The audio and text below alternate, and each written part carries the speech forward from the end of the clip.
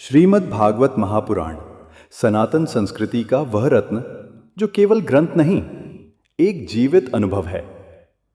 इसमें न सिर्फ भगवान श्री कृष्ण की दिव्य लीलाओं का वर्णन है, बल्कि भक्ति, ज्ञान और मोक्ष का ऐसा रास्ता भी बताया गया है जो जीवन को बदल सकता है।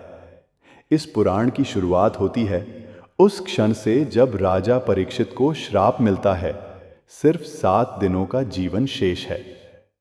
मृत्यु की छाया में भी वे सांसारिक मोह त्याग कर गंगा किनारे बैठते हैं और फिर आते हैं सुखदेव मुनि, एक युवा सन्यासी जो उन्हें सुनाते हैं भागवत पुराण की अमर कथा। 7 दिनों में जीवन का सार, 7 दिनों में ब्रह्मा से लेकर श्री कृष्ण तक की संपूर्ण यात्रा। भागवत पुराण हमें सिर्फ कहानियां नहीं सुनाता, ये हमें जीने की कला सिखाता है। बालक ध्रुव की तपस्या, प्रहलाद की अडिग भक्ति, भरत की पुनर्जन्म यात्रा, और फिर आते हैं श्री कृष्ण प्रेम और लीला के परिपूर्ण रूप में रास लीला की मधुरता हो या कंस वध की नायकता। हर प्रसंग हमें आत्मा की ओर खींचता है, जैसे कोई दिव्य शक्ति हमें भीतर से पुकार रही हो। ये ग्रंथ कहता है, भक्ति ही सबसे बड़ा साधन है और प्रेम ही सच्चा धर्म।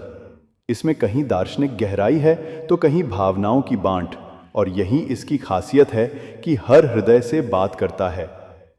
अगर आपने अभी तक श्रीमद् भागवत को नहीं सुना या पढ़ा, तो शायद आपने जीवन के सबसे सुंदर संगीत को मिस कर दिया है। तो चलिए इस अमर ग्रंथ की यात्रा पर निकलते हैं, जहां हर श्लोक एक दीपक है और हर कथा एक रास्ता, एक अध्याय, एक श्रीमद् भागवत महापुराण का पहला अध्याय इस महान ग्रंथ की भूमिका है।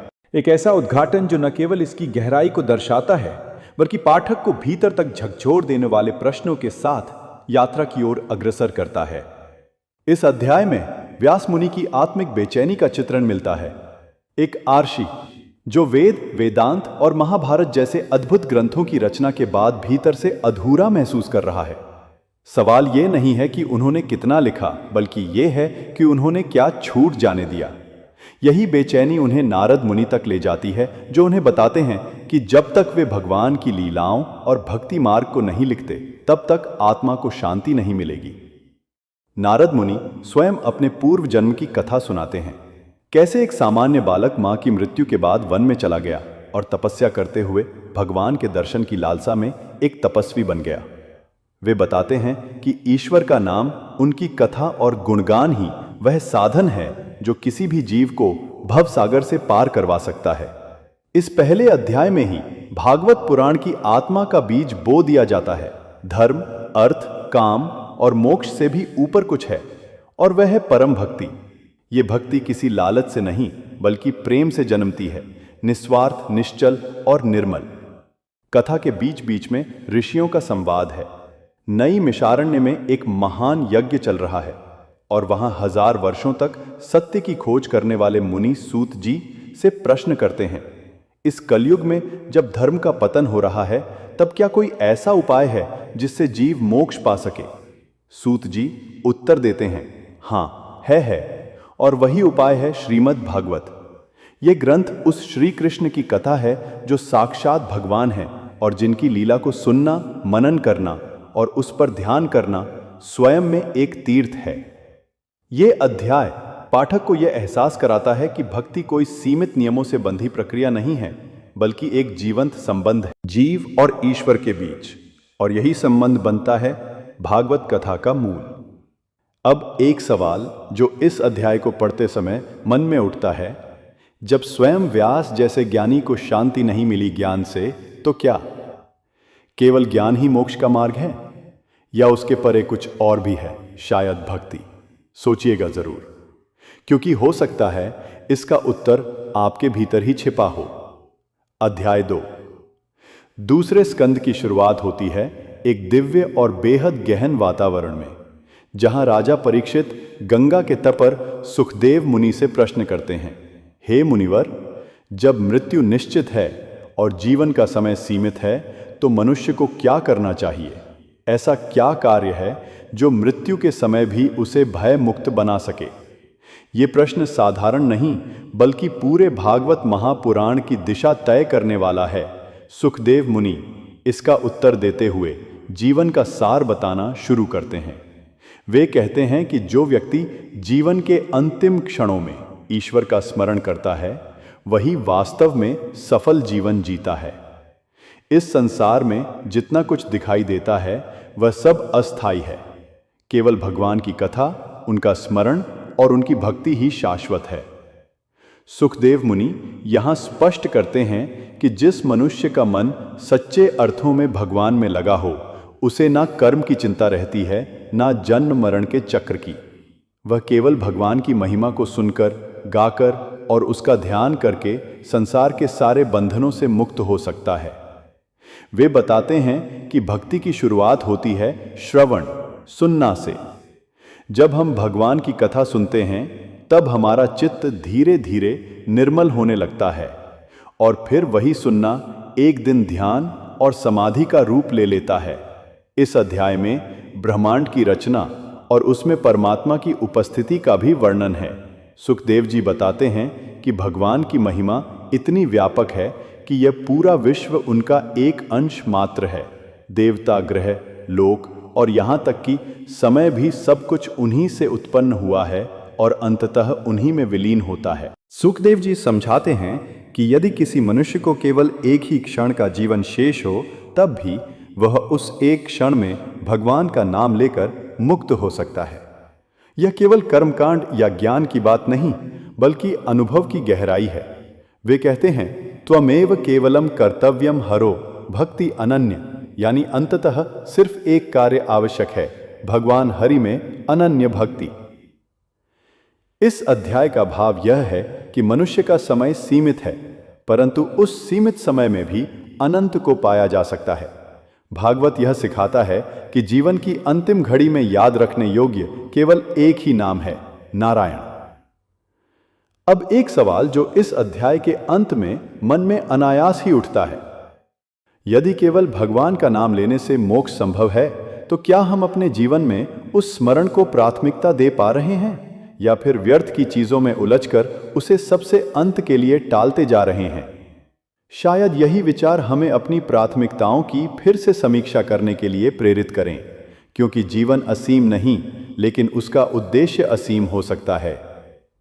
अध्याय 3, तीसरा स्कंद भागवत पुराण की उस यात्रा को आगे बढ़ाता है जहां जीवन, ब्रह्मांड और चेतना के रहस्य और भी गहराई से खुलने लगते हैं। इस अध्याय की शुरुआत में विदुर की कथा सामने आती है। वह विदुर जो महाभारत में धृतराष्ट्र और पांडवों के बीच एक न्यायप्रिय मार्गदर्शक रहे, अब सब कुछ त्याग कर तीर्थ यात्रा पर निकल पड़ते हैं। उनका उद्देश्य है केवल एक परम सत्य की खोज।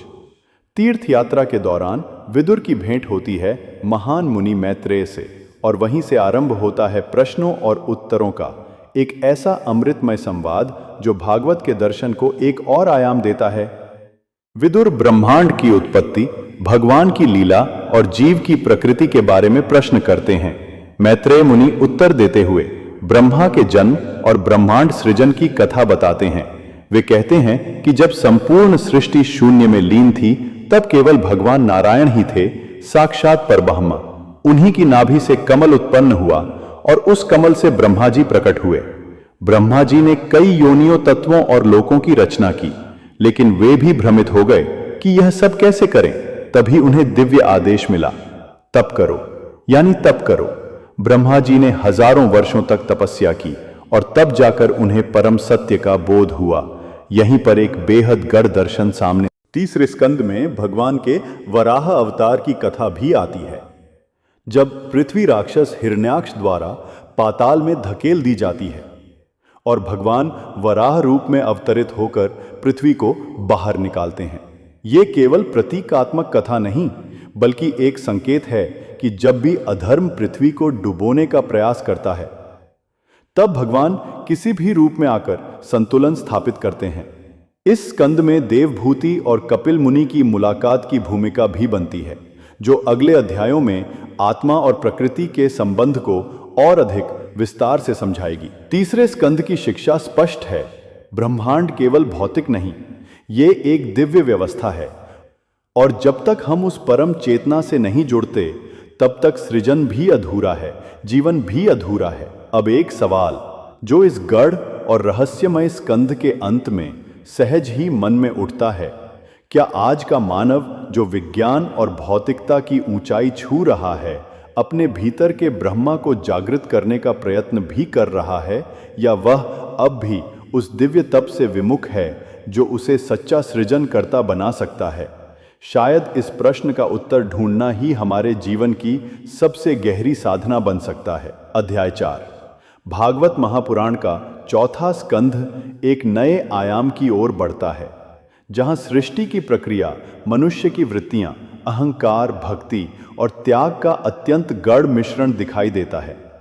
इस स्कंध की शुरुआत होती है ब्रह्मा द्वारा मनुष्यों की संतानों की रचना से, जहां दक्ष प्रजापति, नारद, हिरण्यकश्यपु और अन्य महत्वपूर्ण पात्रों का उल्लेख होता है।